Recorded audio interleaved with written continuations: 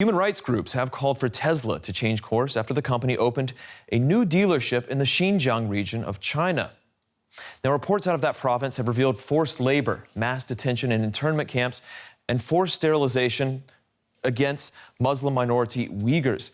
Now, China rejects any abuses. Washington, however, has labeled the campaign genocide, and it's recently passed a new law prohibiting imports from the region.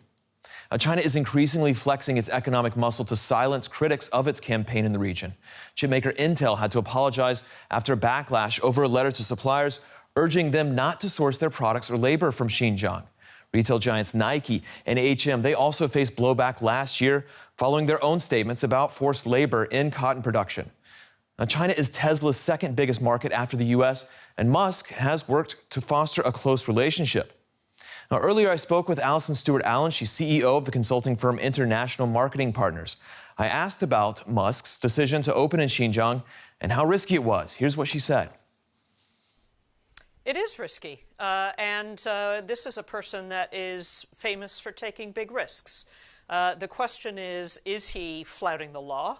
Now, technically, no, because he could argue that he's not importing components that'll make their way back to the United States, which would then violate U.S. law.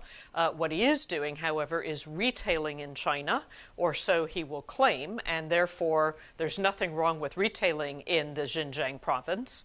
However, there is a problem if you're using the components. The question really for corporate leaders is about trust. And does what he's doing by opening his 211th showroom in China in this particular province, does this compromise people's trust in the Tesla brand?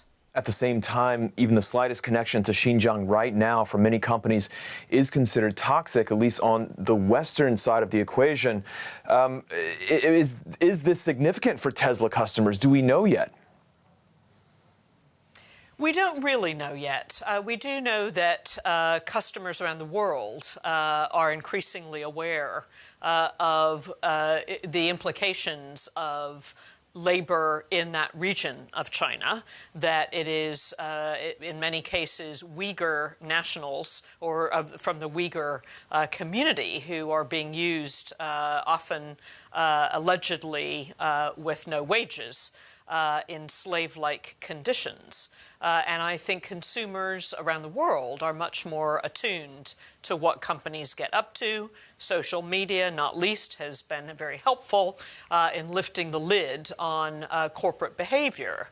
So I think there will certainly be concerns that Tesla is perhaps a company that is defying American legislation, even though perhaps technically it isn't, but it might be perceived that way. And we know that in the marketing world, perceptions are everything.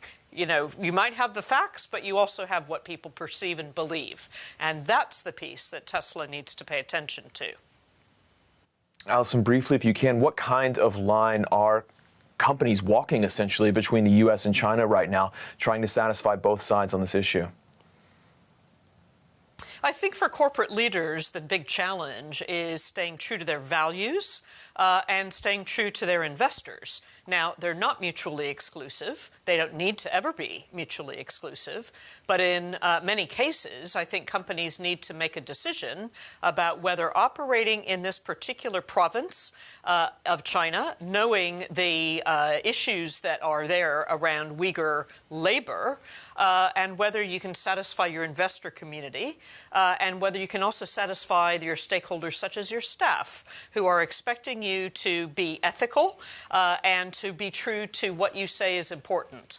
And I think company leaders are facing this challenge, not just in the China Uyghur situation, but around the world across the board. All right, Alison Stewart-Allen, CEO of International Marketing Partners. Thank you very much. Thank you.